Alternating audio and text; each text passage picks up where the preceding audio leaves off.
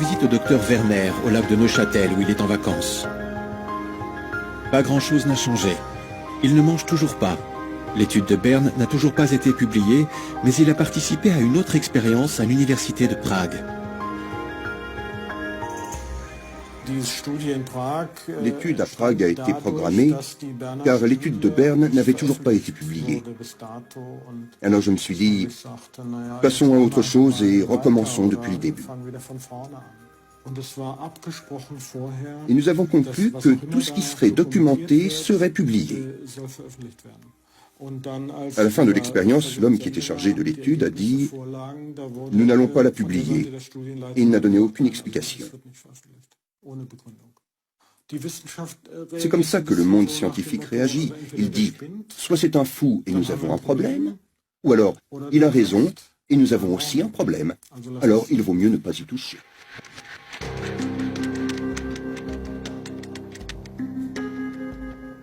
L'homme chargé de l'étude m'a repoussé à plusieurs reprises, en refusant de faire un commentaire filmé. La même chose avec le médecin en chef à Berne. Bien sûr, au final, ils considèrent ce phénomène comme une menace envers leur vision du monde et celle de la médecine allopathe. La médecine allopathe ne réagit pas de façon scientifique, telle qu'on pourrait l'attendre d'un physicien ou d'un chimiste. Si un physicien déclare « les signes sont blancs », ceci est une hypothèse. S'il trouve une centaine de milliers de signes blancs, c'est toujours une hypothèse. Lorsqu'ils trouvent un signe noir, ils font des tests pour vérifier qu'il n'est pas teint. Et si c'est réel, c'est la fin de l'hypothèse. Il suffit d'un signe. Vous avez raison. Si cela était possible en principe, qu'un homme ou 100 000 puissent le faire, cela perturberait de nombreuses théories et la science devrait revoir sa manière de penser.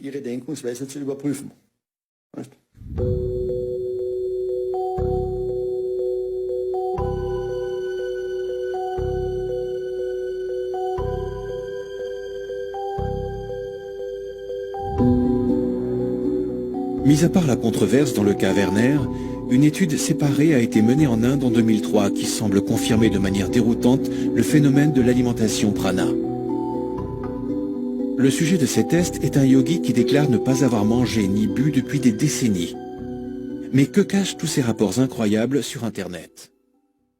Elle ne mange pas et ne boit pas pendant 35 ans.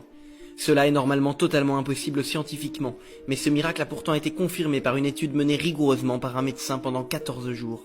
Thérèse Neumann était une mystique catholique allemande gratifiée de nombreux phénomènes surnaturels. Elle possédait par exemple les stigmates, dont voici des photos authentiques, et parlait des langues inconnues d'elle, comme un araméen jugé parfait par le docteur Franz Xavier Wutz, professeur à l'université d'Eichstätt. Progressivement, elle réduit sa consommation jusqu'à cesser totalement de manger et de boire à partir de 1927. Les scientifiques qui l'ont examinée ont démontré l'absence d'une quelconque supercherie ou trucage. La procédure scientifique de juillet 1927 en particulier est sans appel.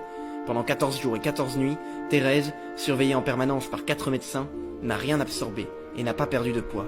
Les résultats des analyses défient l'entendement. Malgré l'absence d'alimentation, solide ou liquide, hormis un petit morceau d'hostie, la santé de Thérèse ne subit aucune dégradation, ni aucune modification métabolique pendant près de 36 années. Lorsqu'un médecin lui demanda « De quoi vivez-vous » elle répondit simplement « Du Rédempteur ». Sceptique, vous pouvez même retrouver les études scientifiques sur Google Scholar. Malheureusement, ces miracles sont si peu connus, et c'est pourquoi notre monde erre encore dans les ténèbres et ne trouve pas la vraie foi. Alors partagez cette vidéo avec vos proches et abonnez-vous pour des miracles chaque vendredi. La Vierge apparaît à 3 jeunes et leur demande de ne pas manger et de ne pas boire pendant plusieurs jours. Et pourtant, ils sont en pleine santé. Vous allez voir que le miracle de ce jour est pour le moins surprenant. Il a eu lieu pendant les apparitions de la Vierge Marie à Kibeho, au Rwanda, de 1981 à 1989. Nous sommes alors pendant le carême 1983, tandis que la Vierge demande aux 3 voyants d'entreprendre des jeûnes extraordinaires, sans rien manger ni boire, à Anatali Mukamazimpaka pendant 14 jours, Agnès Kumagaju pendant 8 jours, et Emmanuel Segatashia pendant 7 jours, ce qui fait un total de 40 jours, comme la durée du carême. Une commission de médecins contrôle alors leur inédit et conclut positivement pour les 3 voyants. Voici un extrait du rapport final des scientifiques pour Anatali. Après une surveillance attentive du jeûne d'Anatali, nous avons constaté qu'elle a passé 98h45 minutes, du 19 février 1983 à 17h15 au 23 février 1983 à 20h, sans manifester de signes cliniques et biologiques de déshydratation. Nous l'avons vu vaquer à quelques activités journalières, telles que participer à la prière communautaire, faire sa chambre, se laver, lire, recevoir et accompagner ses visiteurs. Nous constatons que ceci est contraire aux lois physiologiques, parce que l'organisme humain ne peut supporter un apport nul en boisson et une diurèse nulle pendant 4 jours sans présenter des signes cliniques et biologiques de déshydratation.